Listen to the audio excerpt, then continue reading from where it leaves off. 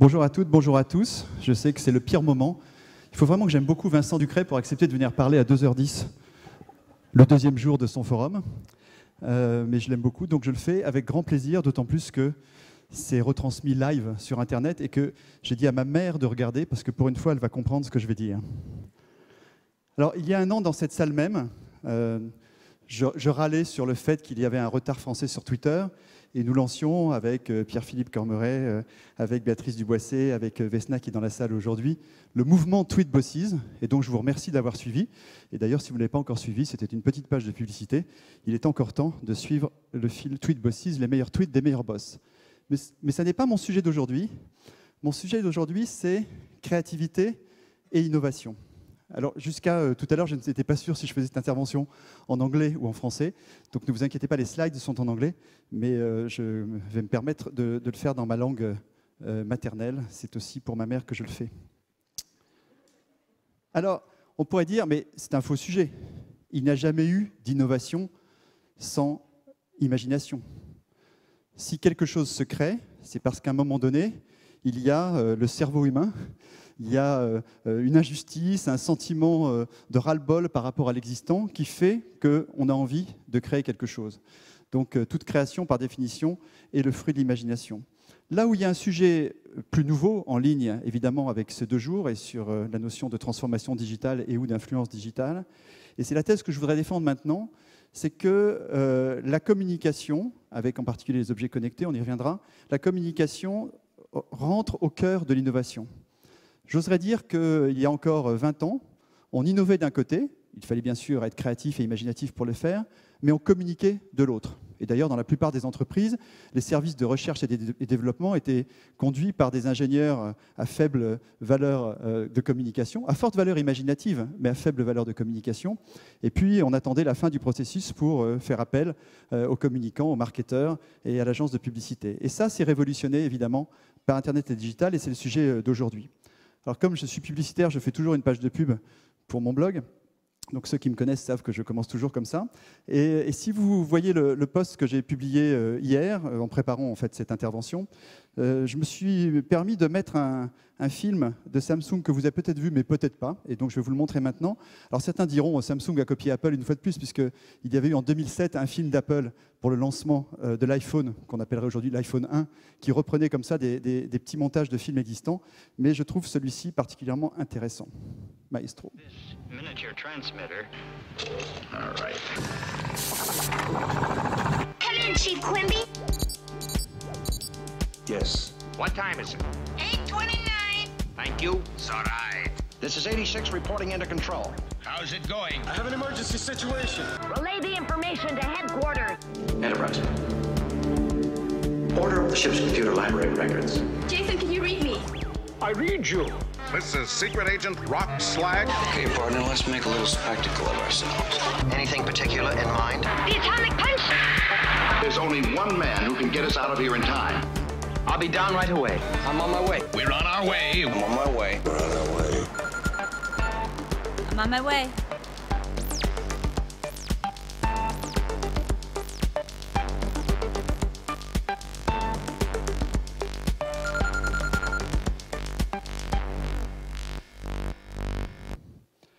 Voilà, des gens qui ont de l'imagination, ce sont les gens qui font de la créent la science-fiction ou créent un monde futur.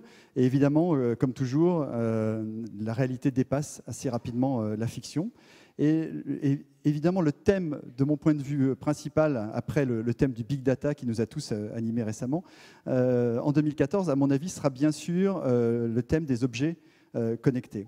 Alors, historiquement, il y avait un vrai décalage entre le moment où l'innovation se faisait, où l'invention se faisait, et le moment où l'usage arrivait. Alors, si je prends un exemple parmi 1000 autres, mais il fallait en choisir un dans le temps imparti, je rappelle que le télégraphe est né en 1809, vous n'étiez pas né, mais moi non plus, et le Morse a été développé 20 ans plus tard. Donc il y avait une sorte de décalage entre l'invention et son potentiel d'usage. Mais ça a été vrai pour beaucoup d'autres inventions et innovations. Aujourd'hui, avec la digitalisation, avec la capacité qu'ont les entreprises de copier très vite l'innovation du voisin, avec la dimension sociale et l'information en temps réel, les innovations doivent se faire, comme disent les anglo-saxons, non pas à la vitesse de la lumière, mais at the speed of culture, à la vitesse de la culture ambiante, c'est-à-dire évidemment en temps réel. Et pour se développer et ressortir, les innovations doivent intégrer la notion de communication et en particulier d'usage. Je sais qu'hier, il y avait une intervention très intéressante de Mathieu sur la question d'utilité, sur l'innovation utile. Pour être utile, les innovations doivent intégrer cette dimension communicante en leur cœur. Et c'est ça la nouveauté. Ce n'est pas la communication après, c'est la communication au moment du développement de l'invention elle-même.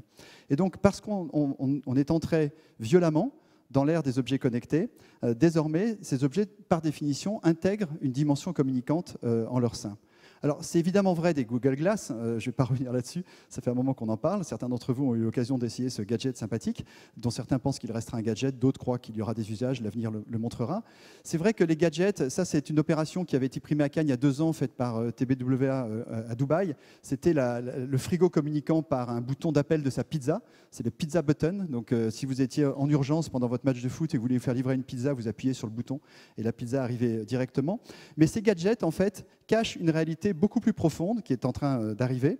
Et par exemple, en matière culinaire et d'alimentation, le pizza button, il cache le travail que font un certain nombre de grandes entreprises, je pense à LG en particulier, avec son projet assez fascinant de Smart Kitchen, où les frigos parlent au four et parlent également à votre smartphone pour une gestion différente de la cuisine, mais surtout pour aller dans le dur des innovations, j'allais dire, industrielles qui sont centrales dans nos vies. C'est la voiture connectée. Aujourd'hui, écoutez ce que dit Carlos Ghosn, une voiture, c'est de l'intelligence autour duquel on met un moteur et une carrosserie, et c'est une intelligence communicante, où ça, c'est un exemple que vous voyez en ce moment à l'écran qui s'appelle Windows of Opportunity, qui est un projet qui consiste à utiliser les vitres arrière des voitures pour communiquer avec les enfants sur ce qui se passe à l'extérieur du véhicule ou pour leur donner une forme de récréation pendant que le temps passe dans la voiture. Tout écran, par définition, devient un objet communicant.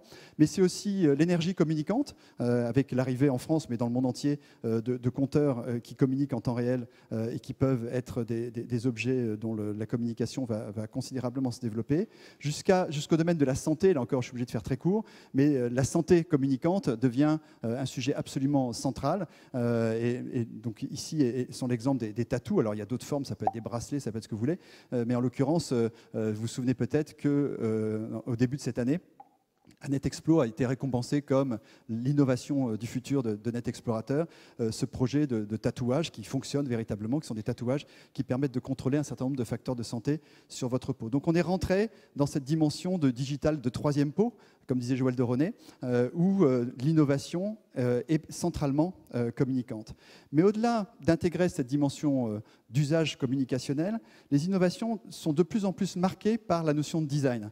Alors je suis bien placé pour en parler puisque l'agence Bing, le réseau Bing que je dirige au plan mondial est un réseau qui a mis le design au centre, considérant que le design ce n'est pas un truc dans un coin une fois pour toutes, mais que c'était un élément central de la valeur d'activation des marques au travers du marketing.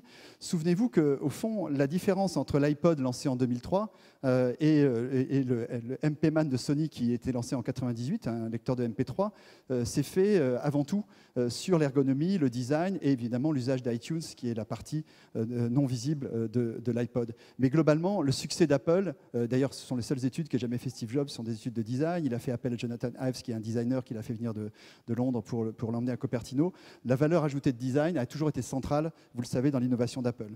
Et donc je pense que de plus en plus, les designers, y compris en agence d'ailleurs, vont travailler avec les designers d'entreprise qui ont une fonction centrale de design de l'objet pour y introduire des dimensions plus communicantes. Alors celle-ci est un petit peu, j'allais dire anecdotique, mais je la trouve amusante pour démontrer que cette montre est vraiment waterproof. Le packaging est un packaging rempli d'eau, comme un poisson rouge, sauf que c'est une montre qui est à l'intérieur. Votre prochaine e-cigarette sera peut-être celle-ci, donc avec une valeur de design ajoutée. Une marque comme Apple aurait pu la lancer.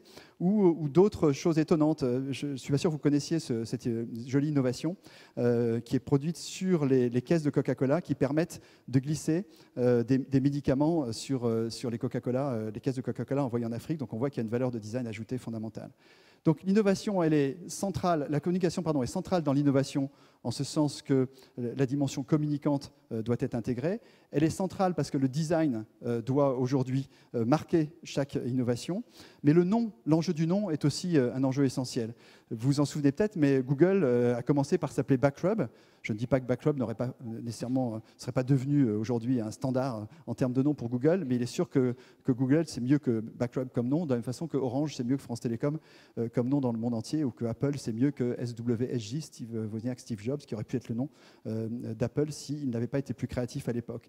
Mais cet enjeu d'être créatif sur la nomination, il est général. Il est dans tout ce que les marques et les produits fabriquent. Et comme très souvent, c'est gravé sur le produit, il est intéressant de développer cette valeur ajoutée également. Alors, ça peut être parfois des choses qu'on fait après, et on peut innover dans la dénomination un peu partout. C'est ce qu'a fait McDonald's avec notre agence TB2A en Espagne. Peut-être vous avez vu ce petit cas qui va commencer à se dérouler derrière moi, pour dire que même le nom de votre spot Wi-Fi peut être dénommé de manière créative. In Spain, all of our restaurants have free Wi-Fi. And since our signal reaches quite far, clients in other restaurants tend to use our network. So we decided to barter. If the restaurants next door steal our Wi-Fi, we'll steal their clients. To get people's attention, we did a very simple thing. We came up with a new media, our own Wi-Fi network, by changing the signal's name into a message.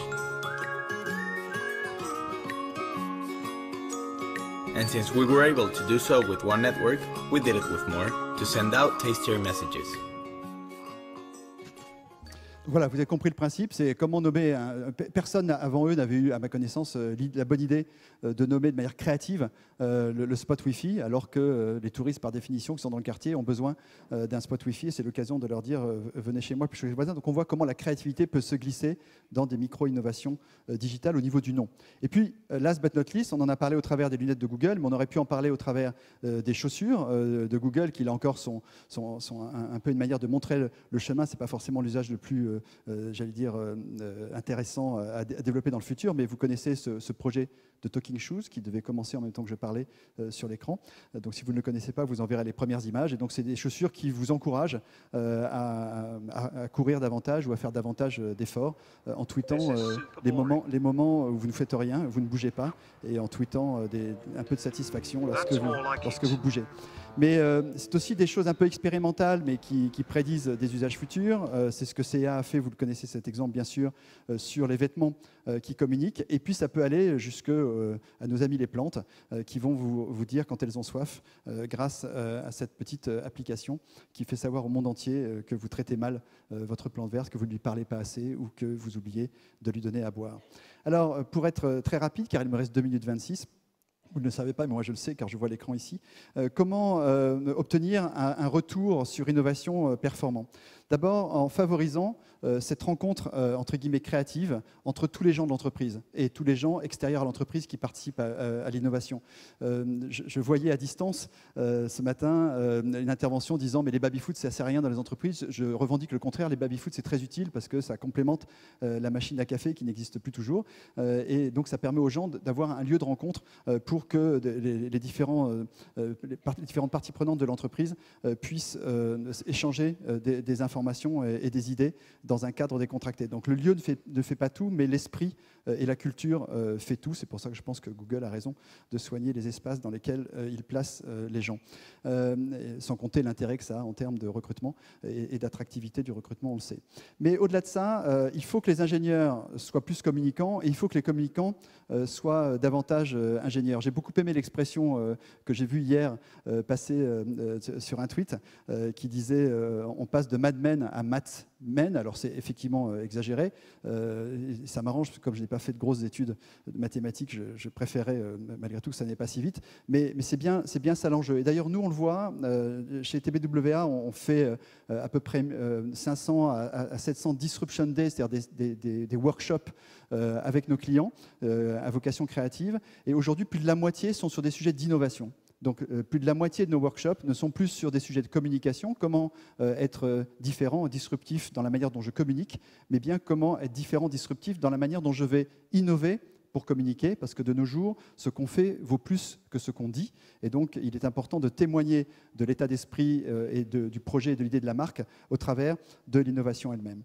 Et je dirais que pour terminer et pour conclure, dans ces 29 secondes restantes, que pour un bon retour sur innovation, il faut véritablement transformer le brand belief en brand behavior, c'est-à-dire transformer en innovation communicante l'intention, l'idée, le concept différenciant de la marque. Aujourd'hui, le nouveau combat, je dirais, c'est le combat du poignet. Ce combat du poignet, on l'a vu en introduction, c'est le combat de la montre. Aujourd'hui, Samsung, sûrement demain d'autres intervenants majeurs là-dessus. Et puis, il y a une petite marque, enfin, pas si petite, parce que vous la connaissez quand même ici dans cette salle, mais que tout le monde ne connaît pas à l'extérieur de cette salle, qui s'appelle Jawbone, qui au départ faisait d'autres produits digitaux pour écouter de la musique en particulier, des petites enceintes, et qui s'est lancé avec un certain succès pour le moment sur ces bracelets communicants. Mais cet enjeu du poignet, on peut penser qu'il va être gagné par les marques qui sauront avoir une utilité révélée, communiquant parfaitement le sens et l'idée de la marque en question. C'est ce qu'a su faire de manière totalement pionnière Nike avec le Fuel Band. Peut-être certains d'entre vous dans cette salle en portent un aujourd'hui et du coup n'ont pas forcément ni de Jawbone ni de montre parce qu'on n'a pas la place de mettre autant de choses sur son poignet. Mais c'est aussi ce qu'a fait de manière assez étonnante et annoncée d'ailleurs au Salon de Francfort, au point que paradoxalement cette petite initiative d'invention, d'innovation communicante a presque pris le pas sur le lancement de certains gros modèles de voitures qui étaient annoncés à Francfort cette année. C'est ce que Nissan a fait avec ce projet Nismo que vous allez voir maintenant.